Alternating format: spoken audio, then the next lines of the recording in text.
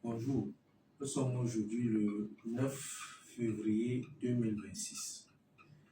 Nous faisons cette vidéo pour donner plus d'informations à nos milliers d'internautes qui nous ont écrit par rapport à notre précédente vidéo sur l'investissement de l'or. Avant d'entrer sur le fond, nous allons vous parler du prix de l'or ce matin. Le prix de l'or ce matin est de 81 000 francs CFA, de 22 carats. Par exemple, ce petit lingot de 100 grammes, donc il vaut 8 millions, à peu près 8 millions aujourd'hui, ce matin. Donc, nous vous invitons à venir investir dans l'or. Et nous rappelons que nous faisons cette vidéo pour l'investissement, uniquement pour investir. Ce n'est pas pour acheter, c'est pour investir.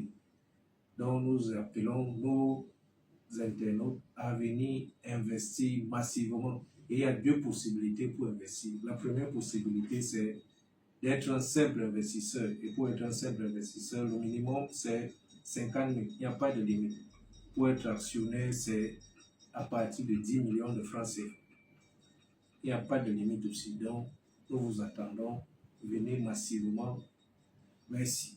Voici pourquoi il est beaucoup plus facile de posséder ou voyager en jet privé aux États-Unis qu'en Europe. Contrairement à ce que beaucoup de gens pensent, prendre un jet privé là-bas n'est pas réservé uniquement aux milliardaires. Aux États-Unis, l'aviation privée est devenue une industrie gigantesque, avec des milliers d'aéroports et de compagnies spécialisées. Par exemple, des entreprises comme NetJets ou Wheels Up proposent des systèmes appelés jets fractionnés. Cela signifie que plusieurs personnes peuvent acheter une part d'un jet privé au lieu de payer l'avion entier. Résultat, tu peux utiliser un avion de luxe quelques dizaines d'heures par an pour un prix beaucoup plus accessible.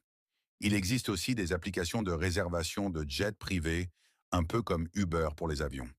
Certaines plateformes permettent même de réserver des vols empty leg. Un empty leg, c'est quand un jet doit retourner vide vers une autre ville. Plutôt que de voler sans passager, les compagnies vendent les places à prix réduit.